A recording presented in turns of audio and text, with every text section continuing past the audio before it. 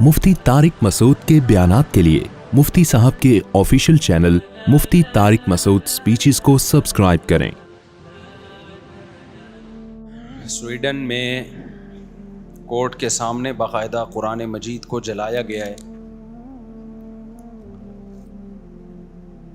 मुसलमान कोई काम करते हैं, कोई जज्बातीपन दिखाते हैं जब, तो ये यूरोपीय कंट्रीज़ चीखते हैं कि ये मुसलमान जज्बाती होते हैं, मार धाड़ करते हैं, कत्ल व गारत करते हैं। उलमा उस कत्ल व गारत की भी मुखालफत करते हैं, लेकिन जो चीज़ फ़साद का ज़रिया बनती है, मुसलमानों के जज्बात बरंगेख्ता करने का ज़रिया बनती है, वो चीज़ भी गलत है।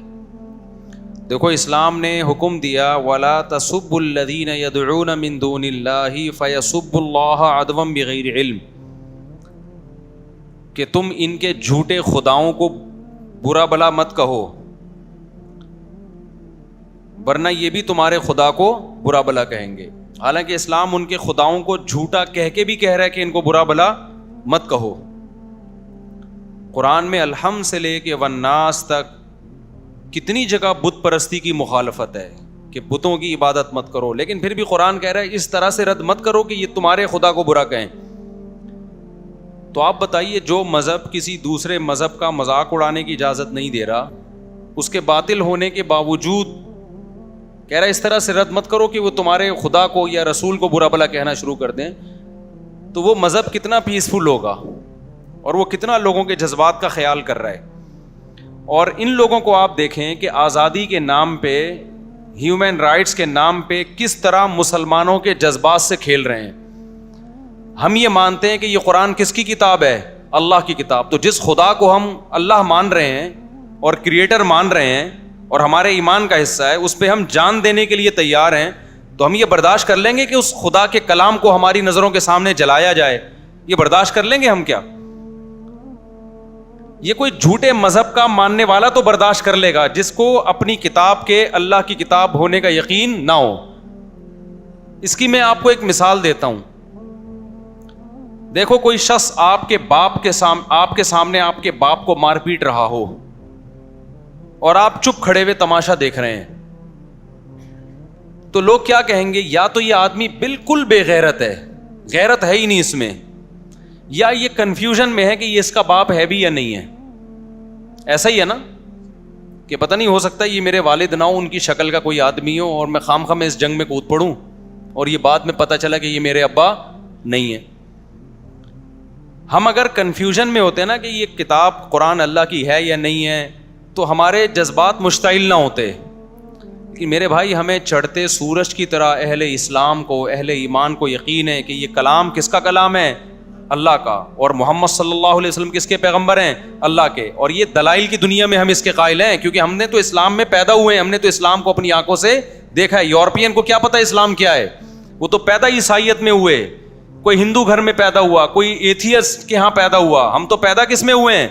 इस्लाम में। हमने तो इस्लाम का हुस्न अपनी आंखों से देखा है। हमने फजर की नमाज देखी, हमने जोहर की नमाज देखी, हमने असर देखी, हमने मगरिब देखी, हमने इशा देखी, हमने रमज़ान देखा, हमने हज देखा, हमने ज़कात देखी, हमने सिला रहमी देखी इस्लाम में। ये तमाम बातों का हमें कौन हुक्म देता है? कुरान। तो कुरान की सदाकत, ला तक़रबू माल अल यतीम, यतीम के माल के करीब भी मत फटको, ये 1400 साल पहले कौन कह रहा है? कुरान कह रहा है। ला तरिथुन्निस ला यहिल्लु लकुम अन तरिथुन्निसा करहा, ऐ ईमान वालो, तुम औरत के माल जबरदस्ती नहीं खा सकते। ये विमेन राइट्स 1400 साल पहले कौन बयान कर रहा है? कुरान बयान कर रहा है। इन्नमल खमरु वल मैसिरु वल अंसाबु वल अज़लाम, जुआ और शराब हराम है, हम जुआ नहीं खेलते, हम शराब नहीं पीते। ये कौन कह रहा है? ये कुरान कह रहा है। हम जिना नहीं करते। क्या जिना मुश्किल काम है इस जमाने में? बताओ, कितना आसान हो गया। मेजॉरिटी मुसलमानों की जिना नहीं करती, वो निकाह करती है, पूरी जिंदगी बीवी से वफा करती है। ये किसके कहने पे हो रहा है? तो जो मुसलमान कुरान के कहने पर इतने बड़े बड़े काम कर रहा है, तो क्या वो कंफ्यूज होगा कि ये पता नहीं अल्लाह का कलाम है भी या नहीं? अगर वो कंफ्यूजन का शिकार होता तो इतनी कुर्बानी देता? तो यूरोपियन अक़वाम को यह बात समझनी चाहिए कि मुसलमान की नज़र में कुरान का जलाना हल्का मामला नहीं है। इससे दुनिया का अमन तबाह, क्या बेड़ा गर्क हो जाएगा अमन का। मुसलमान आराम से नहीं बैठेगा। اور وہ ہمارے ہم نہیں بد امنی پھیلانے کے قائل ہیں. ہم تو وہ جو واقعہ ہوا تھا توہین رسالت کے مرتکب کو, جو توہین تو اس بیچارے نے کی بھی نہیں تھے, جو اسٹیکر پھاڑ دیے تھے اس کو مسلمانوں نے غلط کیا, اس کو قتل کرنا بنتا نہیں تھا. لیکن جیسے یہاں جذباتی لوگ ہیں, ہم ان کو جذباتیت سے روک رہے ہیں کہ دنیا میں بدامنی مت پھیلاؤ, تو یہ یورپین اقوام کی بھی ذمہ داری بنتی ہے کہ اس جذباتیت پہ آپ بھی کیا کریں, کنٹرول کریں, ورنہ نہ معاملہ ہمارے ہاتھ میں رہے گا نہ آپ کے ہاتھ میں رہے گا. ہٹلر نے جنگ کا آغاز کیا تھا نا, وہ بھگتنا ساری دنیا کو پڑا ہے, تو غلطی کس کی تھی؟ ہٹلر کی تھی کہ نہیں تھی؟ خدا کی قسم اس سے بڑی جنگ دنیا میں چھڑ سکتی ہے اگر اس طرح سے قرآن کو جلایا جاتا رہا اور محمد صلی اللہ علیہ وسلم کی توہین کی جاتی رہی, اور اس جنگ کے ہم ذمہ دار نہیں ہیں. ہم تھوڑی کہتے ہیں لوگوں سے کہ لڑو اور اس طرح قتل ہو, ہم تو کہتے ہیں بھائی لیگل راستہ اختیار کرو, قانونی راستہ اختیار کرو. تو جب گورنمنٹ کی سرپرستی میں یہ کام ہو رہا ہوگا تو لوگ لیگل راستے کے لیے جائیں گے کہاں جائیں گے لوگ لیگل راستے کے لیے؟ لوگ پھر ہماری بات سنیں گے کہ امن سے رہو اور پرامن احتجاج؟ لوگ کہاں سنیں گے؟ تو ہم تو ابھی بھی کہتے ہیں بھائی پرامن احتجاج کرو آپ, لیکن آپ بھی وہ کام کرو کہ دنیا میں امن خراب نہ ہو. مسلمان کسی قیمت پہ بھی پیغمبر کی توہین, قرآن کی توہین برداشت نہیں کر سکتے, ناممکن ہے. یورپین اقوام کو یہ بات سمجھ میں نہیں آ رہی ہے, وہ ٹرائی کر کے دیکھ رہے ہیں کہ ان کو ہوتا کیا ہے. آپ کھیلیں نہیں بھائی ہمارے جذبات سے. ہم کب کہتے ہیں کہ آپ قرآن پہ ایمان لے کر آؤ؟ ہم کب کہتے ہیں کہ آپ محمد صلی اللہ علیہ وسلم کو اللہ کا پیغمبر سمجھو؟ لا اکراہ فی الدین, اسلام کہتا ہے دین میں زبردستی نہیں ہے. لیکن آپ کو ہم قرآن جلانے نہیں دیں گے, محمد صلی اللہ علیہ وسلم کی توہین کرنے نہیں دیں گے. آپ محمد صلی اللہ علیہ وسلم سے اختلاف بھی کر سکتے ہو, آپ کے مشن پہ اختلاف کرو, جیسے کہ ہمیشہ سے غیر مسلم اعتراض کرتے رہے ہیں. اعتراض کرنا الگ چیز ہے, توہین کسی قیمت پہ مسلمان برداشت نہیں کر سکتا. اب اس کا حل کیا ہے؟ تو پہلا حل تو یہ کہ آپ جس حد تک ممکن ہو سوشل میڈیا پہ اپنا احتجاج ریکارڈ کروائیں. اس احتجاج کا بڑا اثر پڑتا ہے دنیا پہ. وہ جب دیکھتے ہیں نا کہ سارے چپ کر کے خاموش بیٹھے ہوئے ہیں, تو وہ سمجھتے ہیں کہ مسلمانوں میں غیرت آہستہ آہستہ کیا ہو رہی ہے, ختم. جس حد تک بھرپور آپ احتجاج ریکارڈ کروا سکتے ہیں آپ ریکارڈ کروائیں. نمبر 2, جتنا پرامن احتجاج ہو سکتا ہے کریں. میں پرامن اس لیے کہہ رہا ہوں کہ ہمارے یہاں بعض جذباتی لوگ کہتے ہیں کہ مولوی صاحب یہ پرامن سے قابو میں آنے والے نہیں ہیں. دیکھو اگر آپ بدامنی پھیلاؤ گے نا, اس کے سائیڈ افیکٹ زیادہ ہیں. کچھ فائدے تو ہیں لیکن سائیڈ افیکٹ کیا ہیں, زیادہ. اس سے ہوگا کیا؟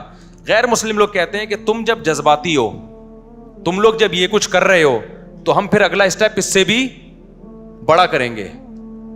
پھر وہ اگلا اسٹیپ اس سے بھی زیادہ خطرناک ہوتا ہے. تو باز نہیں آتا کوئی ان چیزوں سے. تو آپ احتجاج کریں پرامن, لیکن اس کا جو اس کام کو جو صحیح معنی میں کنٹرول کر سکتے ہیں نا, وہ مسلم حکمران کر سکتے ہیں. ماضی میں عمران خان نے, سابق وزیر اعظم نے آواز اٹھائی تھی, اس سے زیادہ پرزور آواز ہمارے وزیر اعظم صاحب کو چاہیے کہ وہ اس پہ اٹھائیں.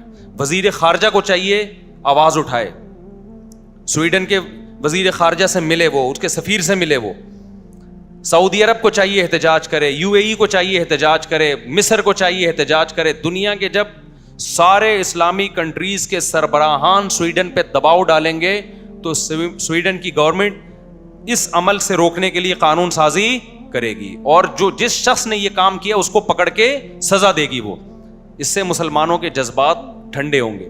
تو آپ پر بھی لازم ہے کہ آپ اپنے حکمرانوں پہ دباؤ ڈالیں, کیونکہ حکومتی لیول پہ جو کام کیا جاتا ہے وہ آرگنائزڈ ہوتا ہے, وہ تمیز سے کام ہوتا ہے, اور اس کا اثر زیادہ ہوتا ہے. عوام جب اپنے طور پہ توڑ پھوڑ, مار دھار, قتل و غارت شروع کرتی ہے, اس کے فائدے کم ہوتے ہیں, سائیڈ افیکٹ اس کے بہت خطرناک ہوتے ہیں, بہت گھناؤنے نتائج ہوتے ہیں اس کے. تو اس لیے اپنے حکمرانوں پہ بھی سوشل میڈیا پہ دباؤ ڈالیں کہ بھائی آپ آواز کیوں نہیں اٹھا رہے. ہمارے سفیر کو چاہیے آواز اٹھائے, سویڈن کے سفیر سے ملے, دباؤ ڈالا جائے, یونائٹڈ نیشن میں اس مسئلے کو اٹھایا جائے کہ ہماری نظر میں یہ مسئلہ ہلکا نہیں ہے. دیکھیں پوری دنیا میں چند اصول ایسے ہیں جن کو ساری دنیا مانتی ہے. یونائٹڈ نیشن مانتی ہے ان قوانین کو, یعنی بناتی ہے اس کے لیے, ان اصولوں کے لیے قوانین. وہ کیا ہے کہ دنیا میں بدامنی اور نقض امن کوئی بھی برداشت نہیں کرتا. کسی کے, دیکھو یوٹیوب کی پالیسی ہے, ہم جب قربانی کے جانور ذبح کرتے ہیں, آپ ولاگ بنائیں, لیکن جانور ذبح کرتے ہوئے آپ یوٹیوب پہ نہیں ڈال سکتے. کیوں؟ وہ کہتے ہیں بھائی غیر مسلم کو یہ عمل پسند, وہ جانور کو تڑپتا نہیں دیکھ سکتے, خون نکل رہا ہے. ٹھیک ہے, ان کی پالیسی ہے بھائی. تو ہم بھی کہتے ہیں یار اگر آپ کو پسند نہیں ہے تو ہم اس لا کو کیا کریں گے, کیونکہ یہ قربانی تو ہمارا گھر کا مسئلہ ہے نا. ہم پوری دنیا کو تھوڑی دکھائیں گے اس کے بھائی ہم جانور ذبح کر رہے ہیں, ان کو تکلیف ہو رہی ہے تو ہم نہیں دکھائیں گے آپ کو. ایک جگہ سارے غیر مسلم بیٹھے ہوئے ہیں, آپ اونچی آواز سے اذان دے رہے ہیں اور وہ کہتے ہیں ہمیں نہیں سننی, تو شریعت بھی کیا کہتی ہے بھائی انہوں نے تھوڑی نماز پڑھنی ہے, نماز تو آپ نے پڑھنی ہے نا. تو آپ مسلمانوں کے لیے اذان دیں, ان کو پسند نہیں ہے تو آپ کیا کریں گے, خاموشی اختیار کریں گے آپ, یا آہستہ آواز میں اذان دیں گے آپ. تو جب آپ کا اپنا کنٹری ہے, آپ کا اپنا ملک ہے تو ٹھیک ہے, پھر آپ جیسے چاہیں چلیں, لیکن جب دوسرے کا ملک ہے, دوسرے کا کنٹری ہے, تو آپ کو اس کے لا کو فالو کرنا پڑے گا. تو یہاں بھی ایسا ہی ہے کہ ہم جب یہ کہتے ہیں کہ بھائی ہم گائے ذبح کر کے یوٹیوب پہ نہیں ڈال رہے, فیس بک پہ نہیں ڈال رہے, دوسروں کے جذبات کو کیا ہوتی ہے, ٹھیس پہنچتی ہے, اور ہم یوٹیوب کے اس قانون پہ احتجاج بھی نہیں کر رہے. ہم کہتے ہیں بھائی ٹھیک ہے آپ نے قانون بنایا سارے انسانوں کو سامنے رکھ کے, تو ہمیں فالو کریں گے. تو جب اتنے سے جذبات کو ٹھیس پہنچانے کی اجازت نہیں ہے کہ جی اس کو گائے ذبح ہوتا پسند نہیں ہے, تو آپ 1 ارب مسلمانوں کے, 1 ارب سے زیادہ مسلمانوں کے جذبات گائے ذبح ہونے سے کسی غیر مسلم کو اتنی ڈپریشن نہیں ہوگی.